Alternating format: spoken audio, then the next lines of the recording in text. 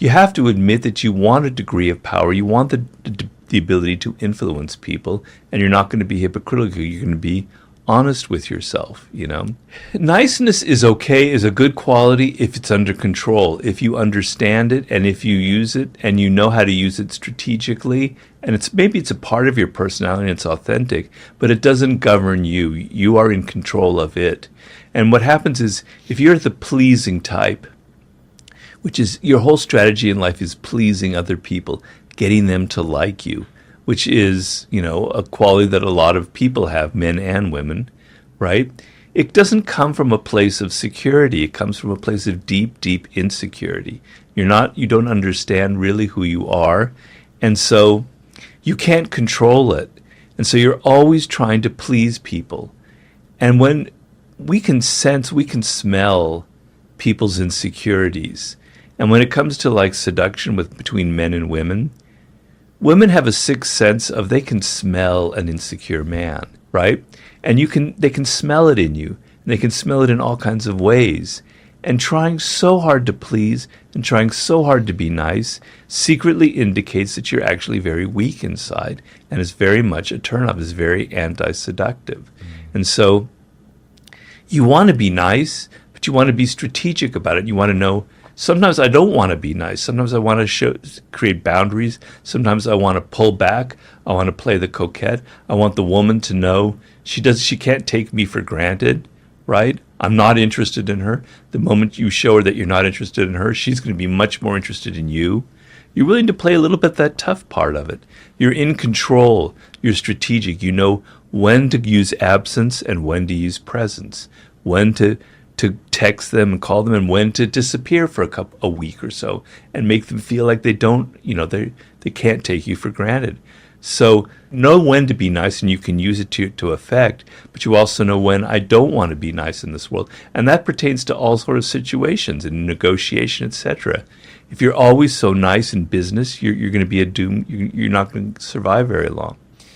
I come at this from a evolutionary perspective. Yeah. And so the reason, because I was so bad with women for so long and then figured out how to quote unquote play the game, and it worked literally on a dime from one day to the next, I could not be successful with women I felt like within my sexual market value. Let me not oversell this, but within my sexual market value, I could be successful sort of when I wanted to be. And it was such a set of rules that I was following that I actually had to laugh out loud. I was like, I cannot believe it took me this long to just figure out that, I have to present myself a certain way, that you don't want to go for the clothes right away, that this is about a strategic revealing of your personality. It's about understanding what's going to get them exciting. You might hate this description, but it's marketing. Once you understand that you're a brand, you have to establish what your brand means. You have to make them feel some kind of way about you. The way that you're establishing your brand better be real. And one of the things I'm sure we'll talk about today is I take all of this. I've been married to the same woman for 21 years. We've been together for 23. To me, that we had to seduce each other in the beginning. And then at some point, that becomes a deep, long-term pair bond, which is a totally different game. And I really hope everybody can get good at both games, because that's really how you end up having an amazing love life that will ride with you through the ups and downs. But seduction is real. People need to stop pretending that it's not. From my perspective, this is based on evolution, that women, and it's interesting because I think you push back a little bit on looking at the 30,000 foot view of men and women. I'll make a case for it. If you hate it, tell me you hate it. But here's my case. There's a quote, I forget who it's by. Forgive me, whoever said this. This is a paraphrase. Any individual woman is a mystery, but taken as a whole, they're a mathematical certainty. It was technically said about men, but you get the idea. And that makes sense to me. And so you're right. Like ultimately, I had to figure out my wife. I didn't just have to figure out women as a general thing. I had to figure out my wife. But every time I think of my wife as thinking like me, I can't predict her behavior. The second I lump her in the mathematical certainty of women are like this, then I'm way closer to being able to predict her behaviors. And so I think it's very important to understand the distinction between how men think and how women think, what we fantasize about, how we approach sex, what we think of as seductive. Okay, but you're not going to get that from a book. So you can read all of the facts about this is how women think, et cetera, et cetera. The best way to do that is by observing them. So if you pay attention to the person that you're trying to see, if you start paying attention to women as young at the earliest possible age, you will see these qualities in them. You will see the fact that they are interested more in stories, that they don't want to feel like it's just about sex and you're in a hurry to get them to that point. These aren't great mysteries that you need to read from a book. It's pretty clear if you pay attention, right? So I just want to get men out of the mode because we are so goddamn analytical. It's such a problem that reading a book, reading a text, having algorithms is the only way we can think. Get the fuck out of there and pay attention to the person. Develop your mirror neurons. Develop your observational skills. Develop the human part of you that observes, that feels what the other person is feeling. If you depend so much on things that you've learned from the art of seduction or from a book, it's going to make you a bad seducer. But to the degree that you can click into those human qualities that we all possess, where you sense the emotional tone of the other person, you sense what their vulnerabilities, you sense what they're missing in life. Yes, maybe 60% of women are missing a similar thing that there are patterns to. And maybe reading about it can kind of click that into you. Okay, fine, I'm not going to say that that's all bad. But the main thing you want is to be getting out of your head and into your emotions and into observing and into feeling what the other person is feeling and not being so head-oriented and not being so analytical. You know? That, I think, is the main problem that a lot of men face. It's really interesting. My experience was I needed to understand it analytically because I didn't have the intuition for it. And it may be that I just didn't look. I don't believe people are born with intuition. I think that it develops over time. So for whatever weird reason, the intuition I developed was that if I wrote poetry and showed up with flowers on the first date, which I actually did multiple times, that would get me somewhere, and it did not get me anywhere. I was actually once, this is where you ask any kids listening in the car you turn the radio down, whatever. But this is a true story. I was in bed with a woman. We were getting naked. We were rounding third base, and I managed to mess that up because I displayed what I will call, at a moment where I should have been confident and masculine. You might hate that word, but I displayed what I will now, God, I don't even like saying this out loud, but it's true. I displayed a more feminine trait and was like, let's not go any farther unless this means something, which isn't what I was feeling. Those exact words, which isn't what I was feeling. Well, it was what I thought she wanted to hear, and it was not, and it put the brakes on the whole situation. Well, it's very easy to explain why that would happen, because that makes her think that, oh, maybe he's not so into it. Maybe I'm not that attractive. Women secretly want to feel that you desire them, that she is so attractive that you're going to lose control. And you didn't lose control in that moment, and you blew it. You fucked it up. Mm-hmm. So it's very obvious why that didn't work. Yeah. Obvious to you now. Where were you back then, Robert Greene? Because I still want to punch myself in the mouth for that entire evening. Well, so yeah, lesson learned. We've all made mistakes like that, though. Yeah, I'm going to guess that one's pretty bad. So what I had to really begin to understand was what women actually were going to respond to, and not the terrible assumptions that I had built up in my mind. Yeah. And what I began to realize is that there are things that women want that they're not the same as what I want. And so when I started realizing, okay, making that person like what you just said, you're losing control. And that's where I think you get like the billionaire archetype of, okay, this is somebody that has everything that is normally this. You actually talk about this in your book. You say normally men get completely lost in what I think you refer to as masculine pursuits. How often are you checking your credit score, afraid of identity theft or account breaches? We all use the internet every single day for important things like personal banking and remote work. So why not protect yourself with our sponsor, Aura? Aura is an all-in-one cybersecurity service that keeps you safe online. Aura identifies data brokers exposing your info and submits opt-out requests on your behalf. Aura also monitors your credit, tracks your passwords for data breaches, and secures your online activity with VPN and anti-malware protection. You can try Aura for free for 2 weeks by clicking the link in the description or scanning the QR code. And so I read that to mean hyper pursuit in business, being myopically focused on something, working yourself to death, which certainly resonates with the life my wife is living right now, where I work an obscene amount.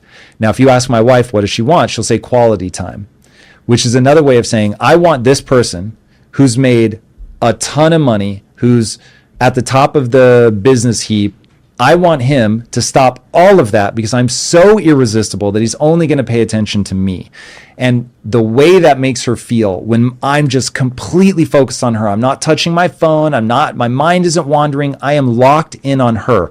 I'm making her feel physically attractive. I'm making her feel the truth, which is she is my mental equal, like all of that she's a woman I have to contend with, that she's captured my imagination, that she has taken this wild stallion as evidenced in, and I don't mean Stallion Studley, I just mean this unbroken colt that is, off running in the world of business. She's gotten a saddle on me, slowed me down, got me to pay attention to her. I mean, this is the Beauty and the Beast mythology where she is so special that she has been able to capture the attention of the person who's never had their attention captured before. Now, I've never thought about this before. I've only ever told my wife that I love you. I've never told that to another woman because I was never in love before. So for my wife, it really was the what in literary circles they call, in erotic literary circles, they call the magic hoo-ha.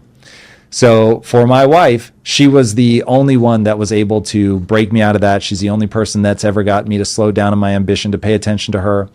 And once I could see it from not just my wife's perspective, but the general, that's what women are looking for perspective. And I was like, oh, wow. Like I really get now why she wants my attention, that isn't something I should be frustrated by. That, yeah, this is, even now, 23 years in, it's a seductive tool that I can play, which is you've completely captured my attention. Like if I see my wife and she's looking good, I'm going to stop whatever I'm doing and tell her and make sure she knows and feels it viscerally. And all of that required me to understand just the psychology of the whole situation. Mm-hmm. I have no problem with that. Is this something that I seem to have disagreed with? No, not at all. Okay. That's just me appealing to the nice guys out there of I get you either it may be insecurity, which mine was certainly driven by that, or you may think it's a winning strategy. I get that, but it isn't. Well, one thing that I think is very seductive that I can point out here, and it has a little bit to do with what you're saying, is what I call generosity. Generosity is a very powerful seductive quality. It doesn't mean money, as you might necessarily assume. It can mean money, but it means that you're generous with your attention. You're generous with what you're giving to the other person, right? So, the main thing for a man we tend to be very linear focused, mono focused on this one thing, and there's an evolutionary reason for that. For tens of thousands of years hunting, we had to just focus on one thing. Women were focusing on many different things at the same time. They could multitask. We can't. So getting out of that mono rail that you're in with your attention and being able to give to the other person and give them attention, and in the initial phases shower them with the attention that they're not getting from other people, although you can go a little too far with that, so sometimes you have to step back and kind of be absent for a little bit so they don't feel like you're not like a stalker, you're not like, it doesn't come from an insecure place, you're in control of it. But the sense of being generous with your personality, with the time, with the attention you get is incredibly, incredibly seductive. The sense that you're not generous and stingy with money, you take them to a cheap restaurant, you ask them to pay, you're kind of, that's a sign that you're not generous in general. So And maybe that's part of the billionaire appeal, where you assume that person's going to be very generous, at least with their money. So the sense of being closed and inside yourself and stingy and not wanting to give to the other person, give of your time, your attention, your money, all these other things, that is deeply, deeply anti-seductive. What do you think that we're living in a time right now that is complicated in a negative way by changing gender norms? Well, I don't know if I want to get into that hornet's nest, but in seduction, I make it clear, and I made it clear in my Human Nature book, that we're a mix of qualities, that nobody is completely masculine and no woman is completely feminine. Men have feminine qualities, women have masculine qualities. Some men have more feminine qualities than masculine. Some women, we're a mix. It's a chemical thing, and there's no way to predict that, right? And it's always been that way. But there's ways, that kind of element of androgyny, for instance, can be very, very seductive and very powerful if you know how to use it, right?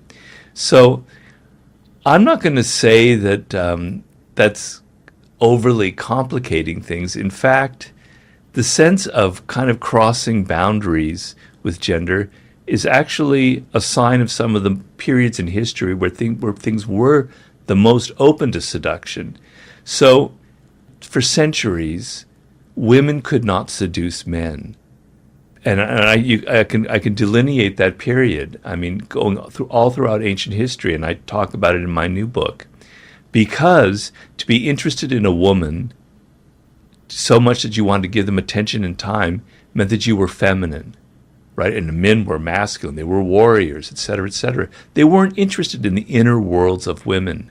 Women were there to clean the house and to make babies, essentially. So seduction was not something that really existed in the ancient world, except with some exceptions like Cleopatra, et cetera. So the idea that you're interested in a woman and in her world is already admitting that there's a feminine element within you. And so I look at moments in history, and I just wrote about this, like in the Middle Ages, where our whole notion of love came from, at least the Western notion.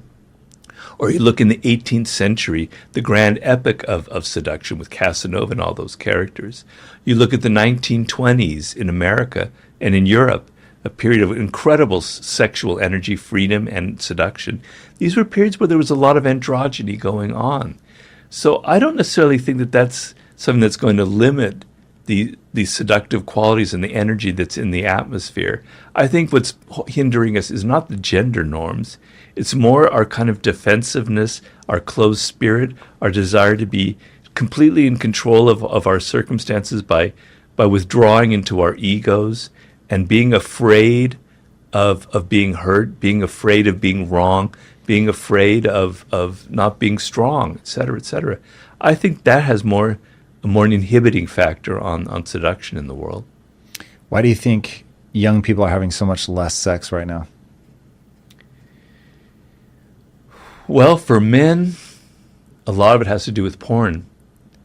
I mean, I'm not sure. I'm not a scientist. I'm not a sociologist, but that would be my estimation. Where first of all, they're having a lot of sex virtually, and second of all, their idea of sex and what is pleasurable and what a woman should be like comes from those ideals in pornography and the look, et cetera, et cetera. And so it's not as much of a need for them, et cetera, to kind of physically, we've become much more virtual in how we get pleasure in life. Also, I think there's an element of fear, as I said. I mean, young people have grown up in these periods of massive economic instability. They've had to deal with the '08 collapse, with the pandemic and everything that's happened there. So they've had to deal with circumstances that are very powerful and that are going to make them anxious, as well as all of the helicopter parenting that many of them had to live through. So they're filled with much more anxiety right now than I think in my generation. And that anxiety makes you want to kind of retreat into your own inner world. And having sex, at least for a man, and you can probably relate to this, it's a feeling of you're almost like, it's almost like too much. You're almost like weak afterwards. You're almost like afraid of it. You're afraid of the power that a woman has over you, right? You obviously get over that very quickly and you deal with it. But there's an element of fear involved. And especially when you're an adolescent, especially when you're younger. And so I think the levels of fear and anxiety that young people are having in the world, and rightly so, I don't condemn that for that, is probably why there's less physical, sexual, and psychological interactions with members of the opposite sex. Yeah, I think it's inevitably going to be a very complicated issue. And like you, I'm not a scientist, but I am always willing to talk about things that I know nothing about, just to walk people through how I think about a problem. So looking at it, I think that a big part of the problem is what you were talking about with insecurity. I think that the way the world is set up right now, whether it's pornography, whether it is a society that's really spent the last several decades telling men that their masculine impulses are bad. And for better or worse, I think that male sexuality is tied up in power. And I think sex itself dances around power dynamics. It's one of the main things in female erotica is power dynamics. And you want to dive into a hornet's nest, like power dynamics. People get real weird about this subject. But with all of that, if men are either because the economy is weird and they're not able to get on the property ladder and they've got, $180,000 in debt and they don't feel like they're going anywhere and they're lost in a sense of hopelessness, they have easy access to pornography, they're just not feeling powerful.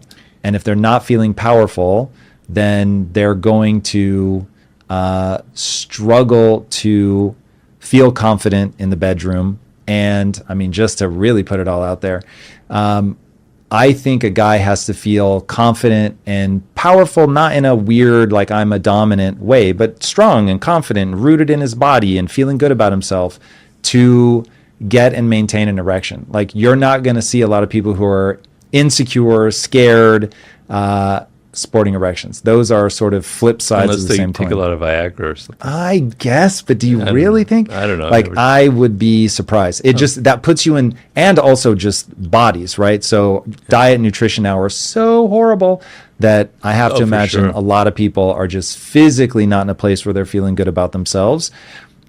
You wrap that all up and you get to what I'm sure is the tip of a very large iceberg that I've grossly oversimplified. But No. I think you touched upon a point that's very valid. I didn't touch upon it. I think is very true. Is that it's not a good time to be a man right now. It's very confusing. Our role models are very mixed up. We don't really know what is a positive virtue for a man. We think that we look at somebody like Andrew Tate as possibly an icon. At least a lot of young people do, which I don't at all. I think it's really gross and vulgar and full of all kinds of insecurities, a man like that. A kind of an icon, sort of a sense of strength from either a political figure, a leader, or an actor, or anything that used to be in the culture. We don't really have that. And men are seen as something kind of ugly in our culture. It seems like ugly energy that comes from men.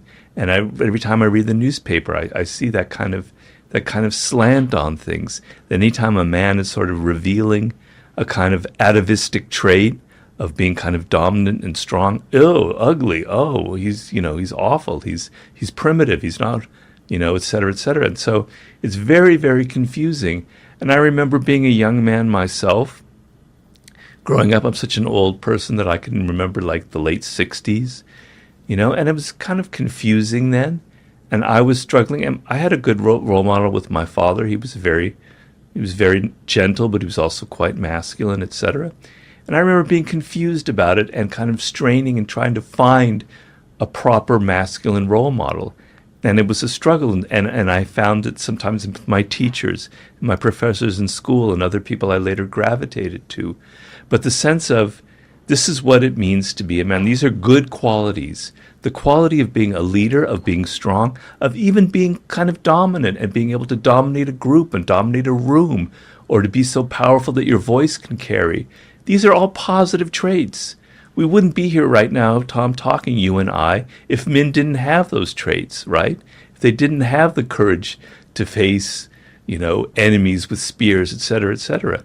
These are all positive qualities that just have to be channeled in socially productive ways, which is what an Andrew Tate doesn't do. But if only we could craft a Frankenstein monster of what an ideal male figure would be like, it would be very, very helpful for young men. And I don't mean to craft it in a fantasy way. It would be great if there were really people like that, in this world today. So, to me, a masculine quality is a kind of inner strength, a confidence that doesn't need to yell, it doesn't need to scream, it doesn't need to bully people. It's just so strong that people are attracted to it, and it emanates, it radiates itself, and people can feel it, so you don't have to yell at someone. I remember when I was on the board of directors of American Apparel, and the CEO, who we ended up firing, he was a good friend of mine. He's brilliant in some things, but he was yelling at people left, right, and center. He thought that's what power is. That's what being masculine is. And I thought it just showed incredible weakness. The ability to set an example, to tell people this is how you should be by how I'm behaving, etc. Taking responsibility, that's a masculine quality, not blaming other people. We need to redefine what it means to be masculine and what are the positive aspects of it. I think it's very, very critical for our culture. Talk to me about aggression. I think men should have a gear that is aggressive. Should be a gear. I don't think they should live there. What do you think? Completely. I mean, and my wife can attest to this. I'm an insanely competitive person, right? To the degree that it's almost maybe unhealthy. Right? So like I'm bicycling up a hill and people pass me. God damn it, you can't pass me. I'm going to pass you, even though right now I can't because I'm physically weaker. I'm still trying to do that on my stupid recumbent bike, etc. I'm very, very competitive. And that competitive energy, I think a lot of men have. It's what directs us towards sports, and I'm a sports addict, etc. Being competitive is allied with being ambitious. And getting back to seduction, a man who seems ambitious is very, very seductive. And having no ambition is very unmasculine and very anti-seductive. But we see the word ambition as being kind of ugly, as if it's like egocentric, as if it's selfish. But damn it, this world was built by people who are ambitious. They created it, right? You wouldn't be here. You wouldn't have the internet. You wouldn't have all your little tools that you whine and complain about if it weren't for people who were incredibly ambitious. Ambitious people have created the world. So men have aggressive energy. It's the testosterone flowing through us, right? You can't repress it. You can't get rid of it. It's there. And how you channel it is the key. You can become very self-destructive. You can channel it towards violence. You can channel it towards pushing people around. Or you can say, I'm going to channel it towards being competitive, towards being the best person at what I'm doing. We talked, I think, last time I was here when I was talking about the human nature, we talked about Kobe Bryant, a man who had a dark side. He is so competitive to a degree where it could have killed him. It was just awful, and he acknowledges it. He channeled it into the basketball court, and it made him fantastic. It made him one of the greatest players ever. It's how you take that energy, that testosterone, that aggression, and what you do with it that's the critical factor. And that's where I think a lot of men are confused about it. For the people out there who believe that their life is boring and that they're wasting it, what trap have they fallen into, and what advice do you have for them to get out of that sense? Well, you were talking to me about, we were talking earlier about diet and problems with your health, and you're saying get at the root cause. So you have to get at the root cause of your boredom. And most often you're looking at it superficially. You're thinking, I just don't have enough stimulation in my life. I need to travel more. I need to get rid of my girlfriend or boyfriend and find a new relationship. My career is bothering me. I need to change jobs. That's the superficial way of dealing with the problem that's deeper. You have to look at yourself and you have to see the possible root causes of what is making you bored. A lot of it is the fact that you are looking for external stimulation, whereas looking inward and seeing who you are and what drives you and what your motivations are what makes you different. You were talking about diet and how all the intricacies and how each person responds to foods differently, and it's very inexact science. Well, you are an individual, and you have your own little weirdness, and everything about you is different, and you have all these little grains inside of you that react differently to things. You don't know who you are. You're alienated from yourself. You're alienated from your nature. You're finding career paths that don't suit you, just like I might be eating things that don't suit me. I'm sorry to keep going back to that. No. Right? You're involved with people that don't suit you. You don't know who you are. You don't know your core, your essence. You don't know what really excites you, what Abraham Maslow calls impulse voices. You have these little voices inside of you that are saying, I like this, I love this, this is what excites me. You're not listening to them. It's drowned out by social media, by your parents, by everybody else. So you don't know who you are. And because of that, you choose things that aren't right for you. And when you choose things that aren't right for you, you're not engaged emotionally. And when you're not engaged emotionally, you get bored and you get restless and you reach for, got to travel to Bali, got to start playing the guitar, I got to quit my job, I've got to go find a new, a model to start dating or whatever.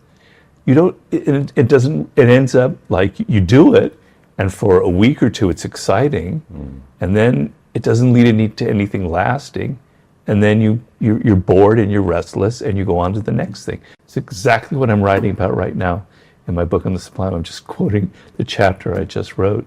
I love that. So, I actually didn't, I know that you're writing about the sublime. I had no idea that it was about that specifically. I know. How could you know? True. And so in fact, I want the viewers to hear that I am desperate for your next book to come out. I really do think of you as a legend, man. Rereading the Daily Laws in prep for this, I am freaked out by how accurately you get a certain aspect of the human condition. So with that in mind, is it that people don't have the balls to look at who they really are? Is it just that things are getting drowned out and they don't know how to create the silence? Like, why is it so hard for people to understand themselves? Well, it's hard. And our default position is to take the path of least resistance about what is easy, So right now, and I should hardly talk, but people are extremely interested in drugs, right? In like psychoactive drugs, mushrooms that are, trust me, I did a lot of that in my 20s. I have nothing against it, right? But you have the capacity in you to be continually high on life, to almost have a drug-like effect. We have these remarkable senses, our ability to pick up colors, et cetera, et cetera. You could be continually tripping. You don't need drugs. Your brain is wired for this kind of interaction with life. That doesn't feel true to me. So how do we tap into that? Well, because it takes effort. Whereas popping a pill, whereas just doing the easy thing, whereas looking at yourself and introspecting requires effort and it requires pain, right? Because when I look at myself, as I do with my meditation every morning, God, Robert, you've got a lot of problems, man. Why do these thoughts keep popping up? You think you're so great, but you're not so great. Your mind is veering towards these petty issues. Let's work on this, right? So my meditation this very morning, I was thinking, my problem, Robert, is you don't let go. You've got to let go. And I just kept repeating myself, let go, let go, let go. Every time a thought came in, I was like, all right, let go of it, okay? But it's painful because you realize what your blocks are, what your limitations are, what you're doing wrong. We don't want to face ourselves. It's so much easier to look externally, to look out in the world, to find a guru or a coach who will help you, to find a book that will help you, to find a drug that will help you, to find to go on online porn, anything, as opposed to looking inward and seeing who you really are. Yeah, so looking inward and seeing who you are is definitely heavy. It's definitely hard. It is also, I would say, the thing that leads most assuredly to success. Now, the reason that I say that is I have found that by acknowledging my own pettinesses, my insecurities, all of that, I can better understand other people. When I can better understand other people, I can better navigate the world. Yeah. So the method that I use to figure that out is when I feel something uncomfortable, I one, I distrust my emotions, so I don't just think, oh, I have an emotion, I should enact it. I'm like, that may have a dark underbelly. I want to understand. Second. My wife and I were arguing, and she says something that just makes me so pissed off. And I'm like, what the fuck? How dare you? Like, I cannot believe that you would say whatever it is that she said. And what I learned early in our marriage was anytime I had that impulse, she had tripped an insecurity of mine. Right. But if I didn't know that I was insecure about it, I would get the surface level emotion. It felt so real. It just felt like she had said something she shouldn't say. Right. And I would never take the time to figure out why shouldn't she say that. And so the emotion gave me righteous indignation. I would push back on, hey, why'd you say that? And never get into, oh, I see, I'm super insecure about this thing, which is what's triggering the emotion. Right. So Right. it's what she and I call arguing about the tea. So you're at the surface level, going back to your early point, you stop at the part that's easy to identify. I am angry. Because I am angry, then I just do what the anger tells me to do, which is push back, shut her down, get her to take it back, whatever, rather than go, whoa, like, why does that bother me so much? But in understanding why it bothers me, then I'm like, okay, now I see this as an insecurity. So when I see somebody get angry at me, I'm like, oh shit, they're insecure about this. That's interesting. And so now let's drill into, and why are you insecure? I mean, look, there are certain conversations where you're never going to ask that, but it gives a lot more clarity, which is why I ask, like, I think it's that the reason people don't identify what's really going on inside of them is twofold. One, it takes a certain level of understanding about the human animal, just generically about the way emotions come about, etc., and then testicular fortitude to look at something and say, oh man, I'm not as cool as I wish I were. Yes, right. So how do we get beyond that? Well, you don't have to read books about human nature or make it a study. Just look at yourself and you'll find out all that you need to know, right? You'll know that you have the flaws that you naturally think you see in other people. So I always find when people are particularly angry about some character trait in me or others, they're actually more often than not projecting. Unconsciously, they have the same trait. So, God damn it, that person's a narcissist. Well, you're not.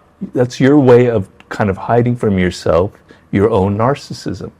So, by looking at yourself, you're inevitably going to see your flaws and your limitations, which was the whole subject of the laws of human nature. We have these negative qualities built into the way we evolved as human beings, right? We evolved 1 million years ago under circumstances that are completely different now, that don't have any relationship, that aren't functional to the high-tech worlds that we live in. And so we have a lot of qualities that constantly create problems for ourselves, okay?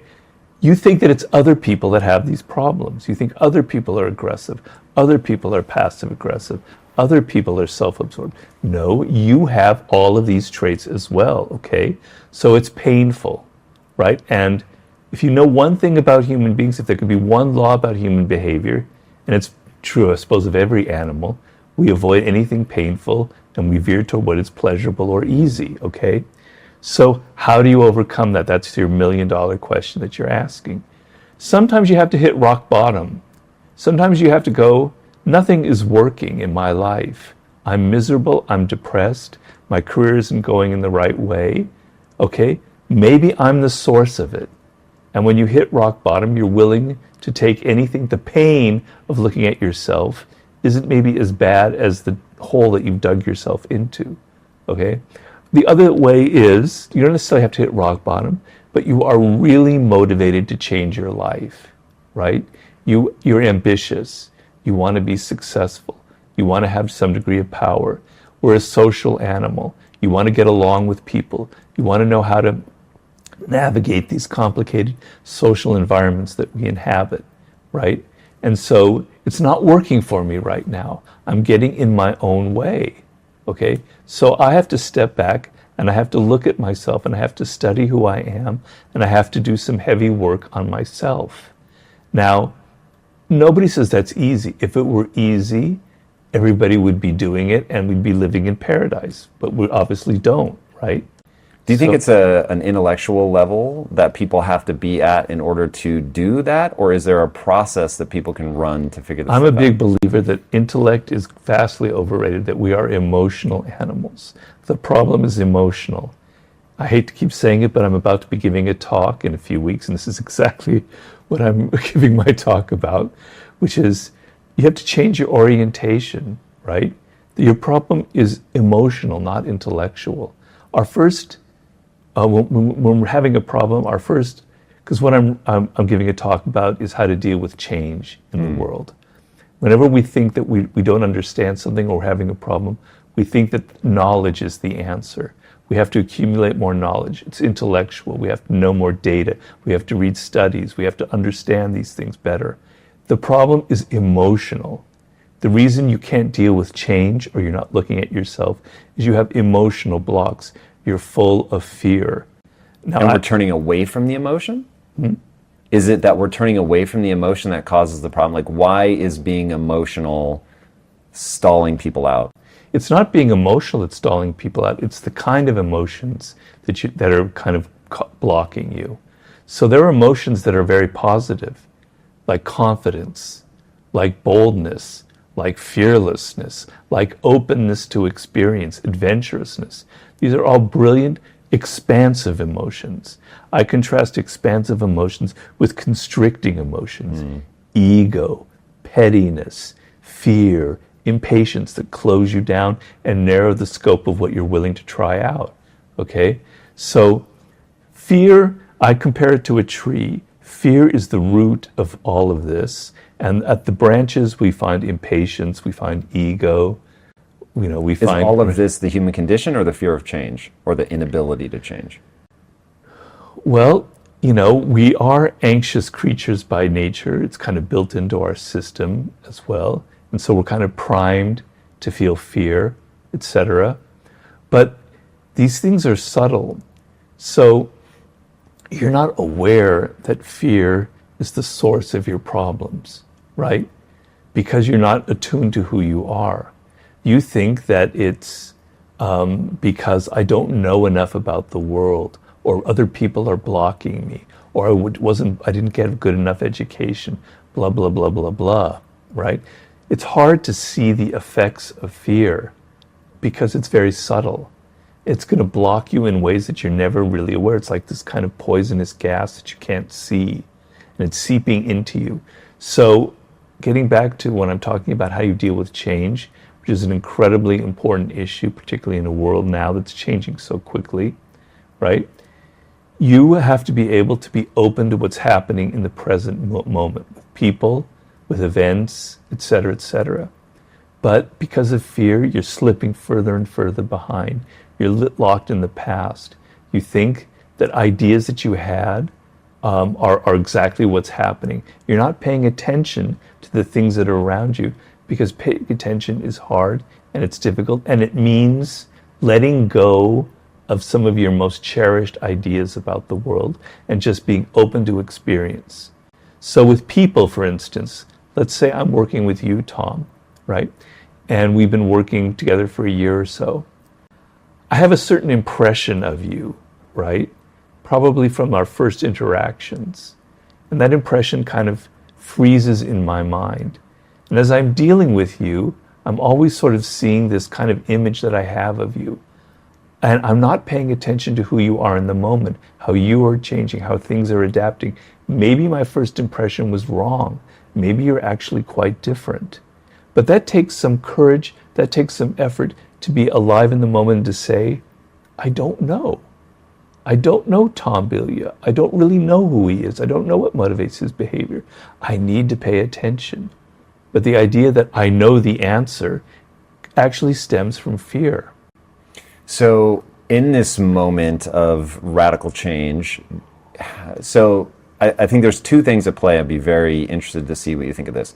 So I think we're living through a very weird moment, as the Chinese proverb, I'm not even sure what to call it, but may you live in interesting times, supposedly meant as a curse. I think we're living in interesting times, and I mean that as a curse. And when I think about it, I think that a lot of what's playing out is some change is bad. And I consider myself hyper malleable. It's one of either my greatest strengths or my greatest weakness. I'm not entirely sure. In fact, when you started off by saying you have a hard time letting go, I have the exact opposite problem. I find it very easy to let go of anything, everything, my identity, all of it, to a point where it may border on not useful. But anyway, so we're living in a time where I don't think all change is good. And then on top of that, I think that when people feel weak, when people are weak, they have a feeling that, things are not going the way that I want. They don't understand that their fear is coming from weakness and actual inability to be effective in the world. And because they have the will to power in the Nietzsche way, they begin grabbing onto whatever tool they have at their disposal. And right now, the thing that people are using is shame and shouting people down effectively. And so and this is super complicated with social media and all that, but those two things, and I'm just beginning to think through this, so thank you for letting me think out loud, but those feel like the twin heads of this dragon right now. What are the twin heads again? Some change is bad. So some things that are happening are actually, we're going in the wrong direction. And then some of the lashing out that people are doing is because they are weak and they don't know a positive way to navigate the world, to manifest the will to power in a way that has to do with personal responsibility, getting better at moving through the world. Okay. So instead, they use the easier tools, which are shouting people down, which makes them feel powerful, but in reality is fear of their ideas, but they don't know how to get stronger in their own convictions. They don't know how to be open-minded to learn. And so new ideas scare them. Some ideas actually are bad, but they feel weak. And so now they're just lashing out somewhat blindly. Yeah, of course, some changes are not good. But in the larger picture of it, change, I believe, has an inherently positive quality to it. Because the worst thing that can happen to a culture, to a civilization, is to be in these static moments. So let's say we're going through a moment where the political correctness, where the social justice warrior is in the ascendant. And I agree with you, it's a kind of a negative change in a way, right? Well, first of all, you have to understand these changes. So even if they're negative, it's not that you embrace everything that's going on in the world, but that you understand them on a deep level. But let's say that this is a negative change that is occurring in the world, but it's occurring for a purpose. It's a reaction against something that occurred earlier on. It's not going to last. Have a larger picture of history and of the world. Nothing that we humans do lasts very long, and particularly now in this accelerated moment of change. In 10 years from now, the Generation Z and the new generation coming up, they're going to be so fucking tired, pardon my language, of all of the truth, virtue signaling and everything. They're going to go in the opposite direction. It's going to swing back and forth and back and forth and back and forth, right? So don't get so caught up in the moment and think that this is like where we're heading. Like 100 years from now, we're all going to be like these grand inquisitors, that the social justice movement will reach this insane endpoint. We've had these moments before in history where people get extremely tight and constricted and upset and uptight and worried about things and angry and taking it out on everybody else. We've been through it so many times before, so have some perspective that it won't last. Okay. Do you worry at all, though, that with the historical lens on, it also has killed a lot of people? This is the first time in my life where I'm like, I have a feeling that there are going to be consequences to the way that society is going. Now, I couldn't be more open to realizing that I'm wrong. So if you have an insight that I'm missing, well, you mean people being canceled and their careers being ruined? No, I mean being executed. You mean being beheaded for it?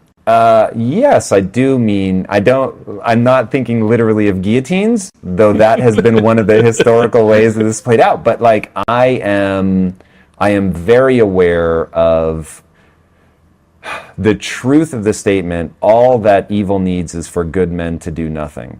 And so it is right now, it feels like division is running just in opposite directions.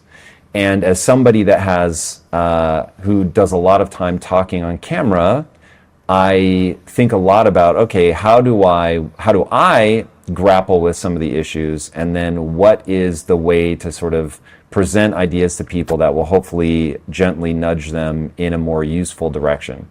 So I think all about usability. It's why I love your book so much, because you're, like, if I was going to boil you down really simplistically, I would say your core message is deal with the world the way that it is, not the way that you wish it were.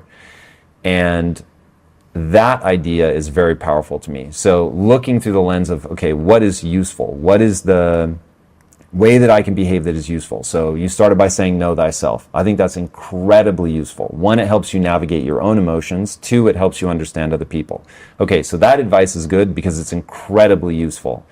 Then I look at the world running in opposite directions, algorithms, social media exacerbating that problem. The rapidity with which ideas burn through society is really fascinating.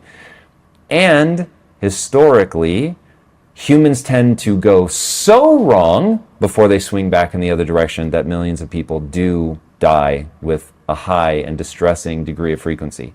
Now, do I think that we're right on the precipice? No, I think that we have plenty of time and space to calm everybody down. But I do think, for the first time in my life anyway, here in the US, it's worth going, hey, this can rev up to the point of being actually dangerous. Yeah. Well, I don't disagree with you. But then the question is, what do you do about it? I mean, you can't change like whole groups of people in mass, like they used to think in communist countries, where you could change human nature by creating a different